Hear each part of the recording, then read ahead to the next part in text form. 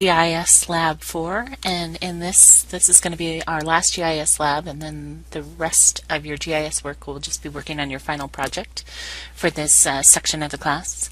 So GIS Lab 4, we learn a few different things that we wouldn't have seen before. We learn how to create our own geodatabases. We learn some additional ways of selecting attributes using queries. We also learn how to export a new layer. So after we've run those queries, we can export that to a new feature layer that we can use elsewhere. We're going to store those layers in our new geodatabase. We're also going to learn how to add new attribute fields to the attribute tables. So the first time we're actually going to be kind of creating new columns as opposed to just working with the columns that were provided. And then the last part of it is using two different tools. So the previous lab you spent a lot of time working with raster data, and in some cases using that raster data to create vector data with the iso-highlight lines. But in this one we're not going to be using any raster data, and we're going to use two new tools called Dissolve and Intersect that gives you an idea of some of the things that you can do with vector data in ArcGIS. So at this point you'll see that I've brought in that County 10 layer, which is just the outline of the counties in Washington State. I went ahead and changed the fill and made it hollow and kind of beefed up the outline of it. This is something that we've done in other labs, so you should be familiar with this part. So I started with just a blank map, brought in the County 10, changed the symbology so that it was hollow, and I also put in the county names by turning on the labeling. I worked a little bit with the font of the county names to make them look this way. That's something that you don't necessarily have to do. So yeah, at this point we're ready to start with kind of the new part of GIS. Okay, so we're going to work with a new data set that we haven't seen in any of the previous labs, and so I'm going to go to the Z drive under Data and under Washington, and I'm going to look for these hydrologic units in Washington. So I thought we'd work with watersheds since you've been studying them. Most of you have been studying them in the hydrologic science class. I thought it'd be kind of fun to make a tie between GIS and maybe some of the stuff you might be doing in that class. But underneath that hydrologic units there is a layer that, when I bring it in, will be all the major watersheds of Washington State. Now, I think we probably have seen this warning in previous labs and we've always ignored it, but now that we know a little bit more information about coordinate systems, maybe we start to pay closer attention and wonder what's going on. So what we're seeing is that when we bring this data in, that we get this warning. I'm going to go ahead and just hit close. It'll bring it in and we'll be able to see it, and it fits pretty well around there. But maybe if I had read the warning a little bit closer I might have had a few more questions, but I wanted to talk about this. When we started with a blank map and we brought this County 10 layer in, if I go over here in Arc Catalog and look at the properties, I'll see that the County 10 layer is in this North American datum, or the NAD datum of 83, but it's the HARN, or the High Accuracy Reference Network, I think is what that acronym stands for, but the HARN, which was an update to the 1983 NAD coordinate system, and it's going to be using that kind of as XY, but it's also going to be projecting and using state plane coordinate systems using the Washington South. If you remember from lab state plane, there was a Washington South and a Washington North. So when you have a whole coverage of the entire state, you know, you're sort of up in the air which one you want to use. But this shows us what that data set, the coordinate system, is in. If I go over to the table of contents, I can also look at properties, and this tells me, well, what coordinate system is my map in, right? My GIS map, and you'll see that it's the same. And so at the first time when it's a blank map, it doesn't have any coordinate system, and as soon as you bring in your first data set, it will ask you, or it defaults to whatever the data, the coordinate system is of that first layer. Okay, so And so here I get this warning again. It's saying, wait, you have two different coordinate systems. We're going to look a little bit closer into this. So if I go over here and look at the watershed data and bring up properties, I'll see that this was actually in the North American datum of 1983. It's projected into that UTM zone 11 north, which is what Washington State would be in. So this is an appropriate coordinate system and projection for Washington State, but it's different than what our map currently is. And you see, I think I mentioned in class, there's a pretty big difference between NAD 27 and NAD 83, and over in the Seattle area the difference can be about 90 meters in XY, in your XY plane.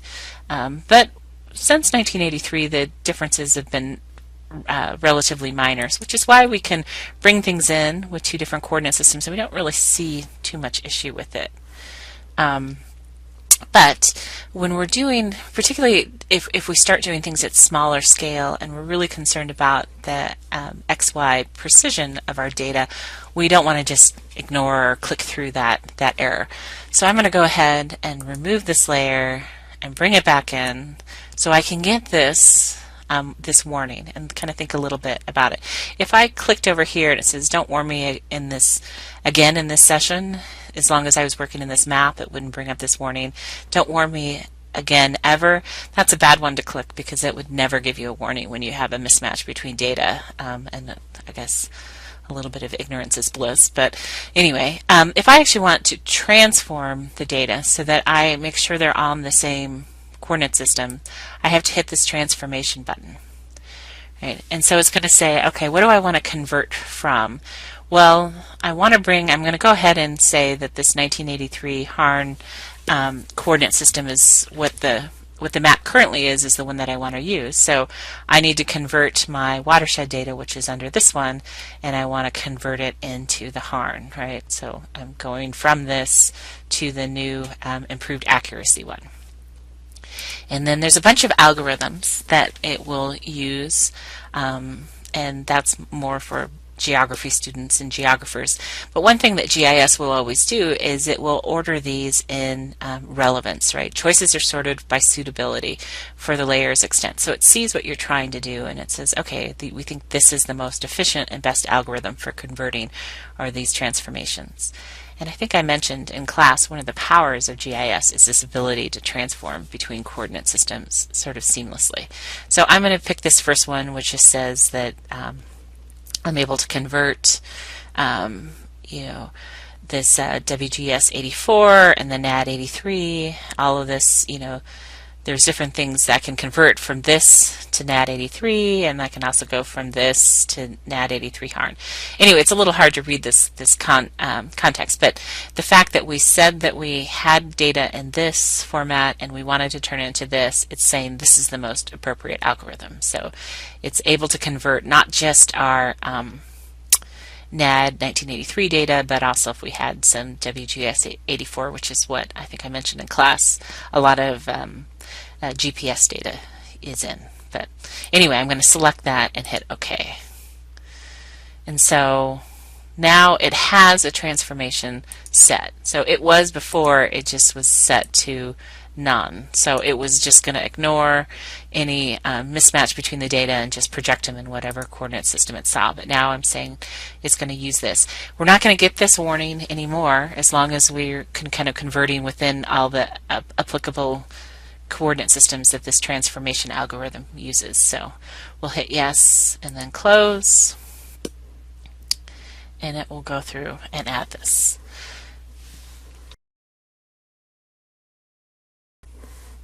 Okay, I'm going to go ahead and put my County 10 layer above that so I can see how these watersheds. So you'll see that these are all the watersheds that have at least some portion in Washington State, but they extend obviously up into British Columbia and Idaho and Oregon and off into the Sound as well.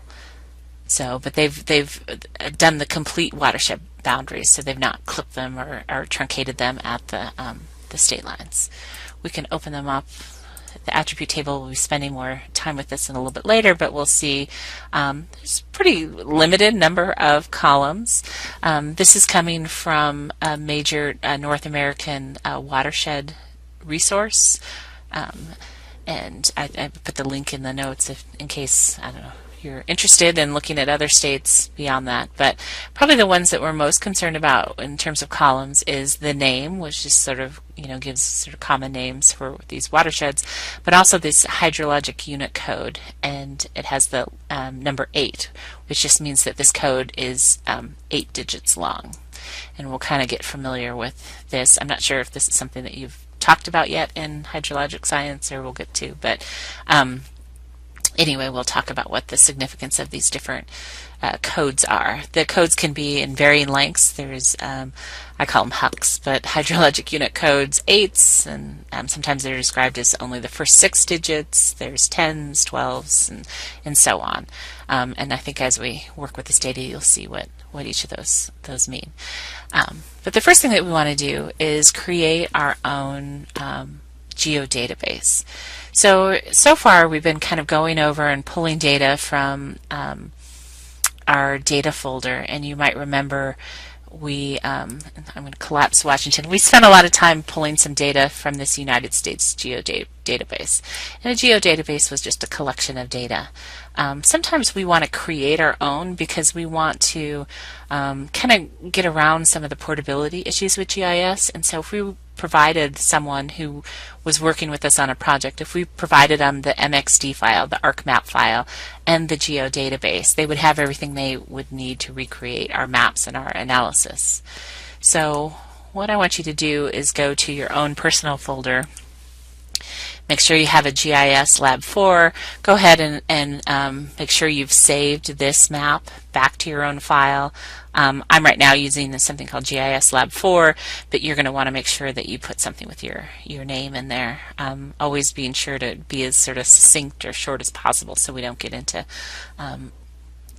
being more than 13 characters long. Also, always make sure there's no spaces. We're going to be using some ARC tools later that if there's spaces in any of your path or any of your file names will cause errors with those ARC tools. I already have a watershed 2 geodatabase. I created this while I was kind of compiling the lab and putting it together, but I'll go ahead and create another one. So if I right click on the folder I want my geodatabase to be, so you're going to be within your own personal folder and subfolder of GISLab4, I can go to new, and I'll see that I can either create a file geodatabase or a personal geodatabase. And I won't get into the details too much about the difference between them. In general, a file geodatabase is allowed to be larger. It has more flexibility. You can have more files in it. I don't honestly know what the advantage would ever be of using a personal geodatabase. I think this one is, you could have up to 1 terabyte of data, and this one I think you can only have 2 gigs. I just always create the larger one because I never know how much data I'm going to have. But anyway, so I just hit new, and I'll go ahead and rename this, and you're going to do the same, and I'll just call it watershed. Right. So I have a watershed geodatabase. So this is just a placeholder where data can go. But within there, I want to go back, right-click it again, hit new, and then I want to I can create tables, I could do raster data sets. I'm going to be creating new feature data sets, so kind of using some of this terminology, raster, this is all your grid data. A feature is another way of saying vector data. So I can either have points, lines, or polygons in a feature data set. So I'll go ahead and hit new. I'm going to call it base data. And then it's going to say, okay, what coordinate system do you want to use? So I'm going to go kind of compress this so you can kind of see some of the options. So we start with either geographic or projected coordinate systems. We're going to use geographic.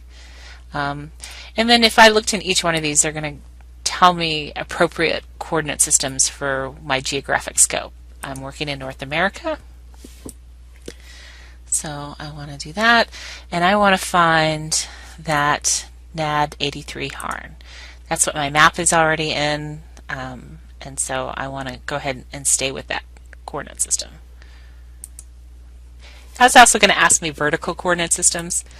So in this case, we're not worried. We're only worried about X and Y. We're not going to be doing anything with elevation, so I can just go ahead and hit next and go through it. But we're going to keep all the default for tolerance. This just tells us how close something needs to be before the program says that they are spatially equal in location. And then I hit OK. So now you can see that I have a watershed, I have base data, and it's blank right now because I haven't created anything to put in there yet.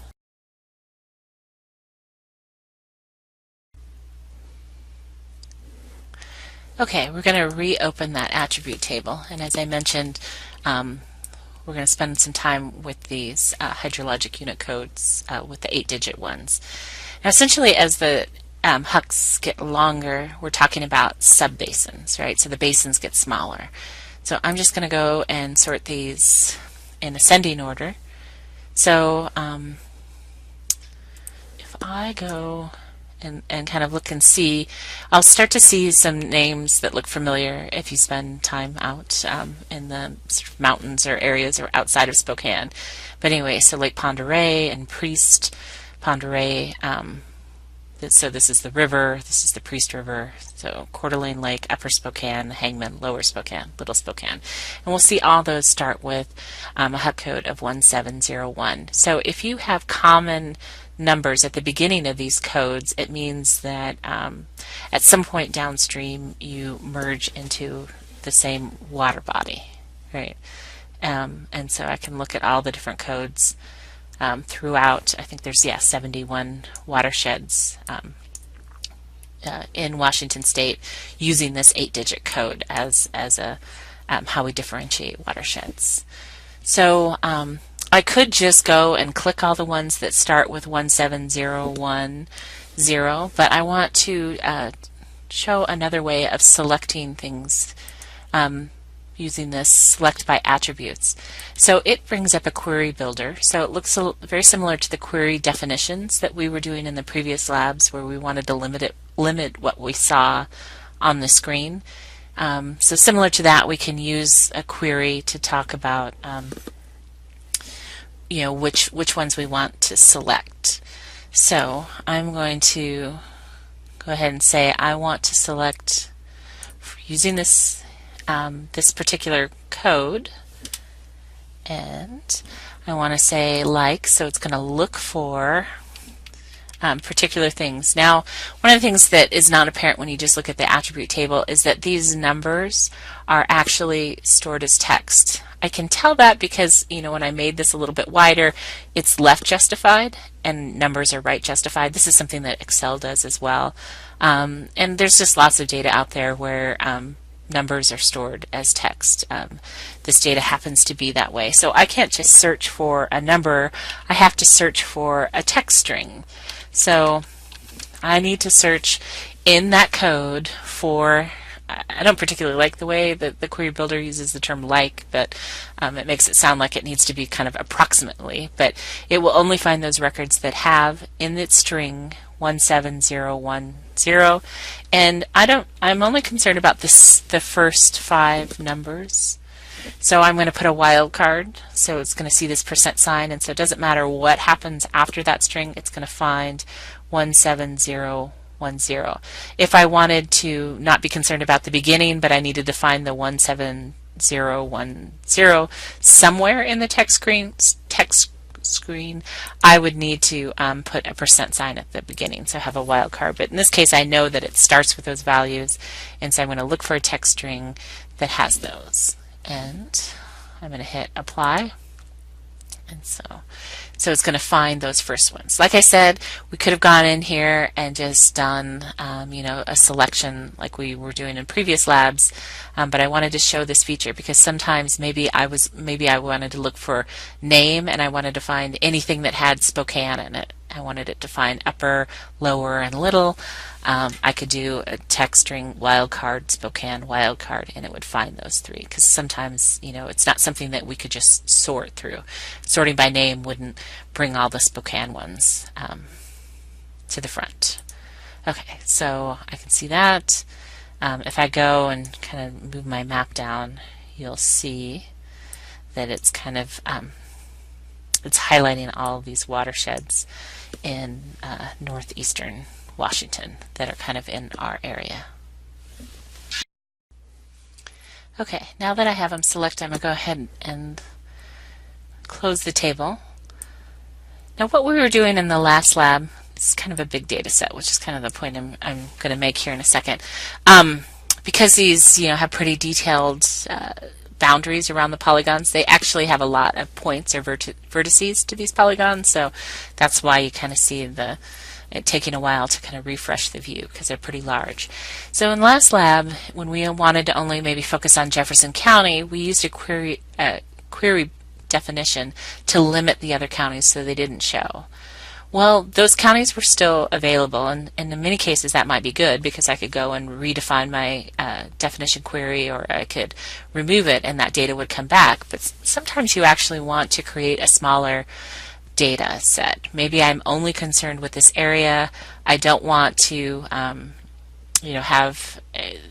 be storing extra data. I may want to be passing it on to a client where I didn't want to give away any additional data that they didn't want. So instead of using that definition query, we're actually going to go ahead and go back to this layer. We have these selected. We'll right click and go to Data, Export. So we're going to just export the selected features. I could do all features, so it would be the same as exporting that entire layer, but the kind of powerful one is the selected features. I'm going to go and make sure that I'm putting it in where I want it to be. I want it to be in watershed base data, and I'm going to go ahead and call it basins. Or actually, sorry, I'm going to use that later. I'm going to call it Spokane watersheds. So these are the watersheds that are sort of closest to Spokane. So they include both the Spokane River watersheds, but they also have this Pend Oreille and Priest River. So I'll hit save and OK, and so it'll export. It'll ask me, do I want it to come in? So I'll say yes. So if I turn off my original watershed, you'll see that I have just these ones. And so that data set, it's not just that I'm hiding it from view, that this data never includes. There's no definition query. It now just includes those watersheds.